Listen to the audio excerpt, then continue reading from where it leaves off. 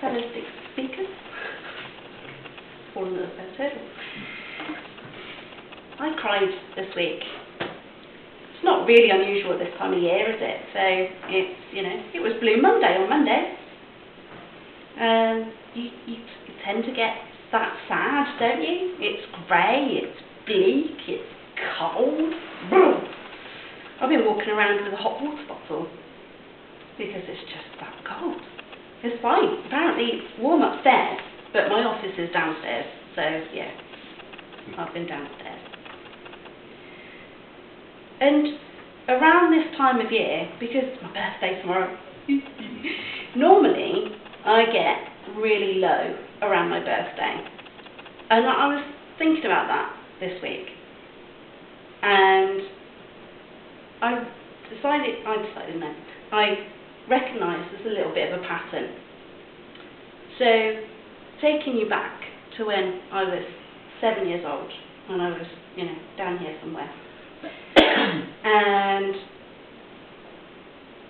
I had a party, or at least, I don't know if it was a party exactly, but I had a few friends around, and we listened to the radio, and it was the radio, it wasn't CD players or anything back then. Yeah, so 7th birthday, we were singing along to the radio, and there was, it's my party and I cry if I want to, cry if I want to, cry if I want to, you would cry too if it happened to you. Don't think there was anything that happened to me that made me cry, but I remember that. And I think I really wanted a pair of roller skates. You know, and in those days, it was just the little wire frame, wasn't it? A little metal frame with the straps over the top. But I didn't get them. I can't remember what I did get, but I didn't get the roller skates. So that was my 7th birthday. Another birthday I remember was my 13th birthday. So we were just finishing middle school. Finishing middle school. And so I think it was kind of a party for my 13th, but also, you know, we're all going to different schools, different high schools. So I had a party at my place. And my mum and I, at that point, were living in a maisonette. So you had the outside steps, and then you had like a little balcony as well. And I can't believe, even to this day, that my mum let me have a party at 13. Crazy.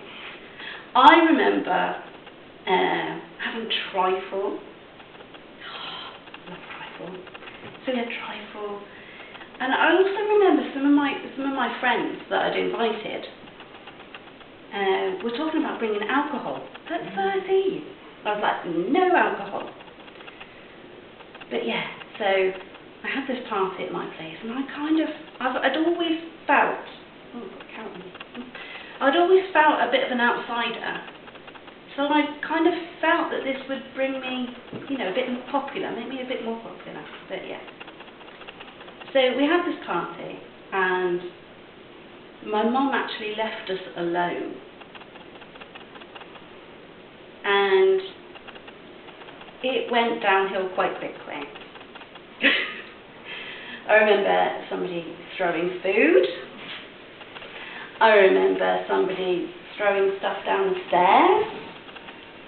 And after the party, I noticed that I had posters of Aha and Duran Duran and Wham on my walls. And somebody had drawn, you know, like you do with posters sometimes, you draw little sunglasses on and made a hole in it. So yeah, that was my party. So my friends trashed the place. And my mum was so cool about it. She didn't rage, she didn't shout at them or anything. But yeah, so that was my 13th. The next kind of one I remember is around about my 18th, my 21st birthday. And we went out for a meal. So we sat there, you know, with family, and I was in a serious relationship at this point. So we were there with his family. I realised, although the meal was nice, the company was nice, I wasn't really happy in this relationship. And it'd gone on a bit too long already. It's a bit like the speech. So, yeah. I wasn't with who I wanted to be with. And looking at it on my 21st birthday, it was like looking at my life. What am I going to be stuck with this person? Anyway. So moving on to around about my 30th birthday party. Not my party, I didn't have a party on my 30th.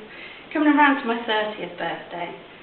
And the man I was with is my husband now, but the man I was with at the time was kind of, well, what do you want to do?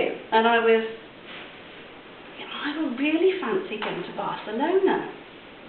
You know, going down the Ramblers and, yeah. I didn't have that for my 30th birthday. So I'm beginning to realise there's a bit of a theme around my birthday. I have these ideas of what I want it to be like, how it's going to be, and I get really excited. And then it's just a disappointment. The roller skates I didn't get. The party where they trashed my place and my possessions. And the meal where it was uncomfortable because I didn't want to be with this person. So I'm guessing that that's around this time of year, before my birthday. I'm getting nervous for that feeling where I'm getting excited because it's my birthday, but then it's disappointing because it doesn't work out how I want it to be. So I cried this week. But actually, it wasn't that kind of sobbing, feeling sorry for myself crying. It was more, actually, I'm going to be 50 tomorrow, but it's like a new part of my life. It's not a bad thing. And nobody can disappoint me anymore because it's down to me to feel happy with what I've got, being grateful, being excited for what I'm going to be doing next. And that's not down to anybody else, that's down to me. So I cried, realising it's my time, and I'm in the right place. I don't need anybody else to validate my feelings in that sense anymore.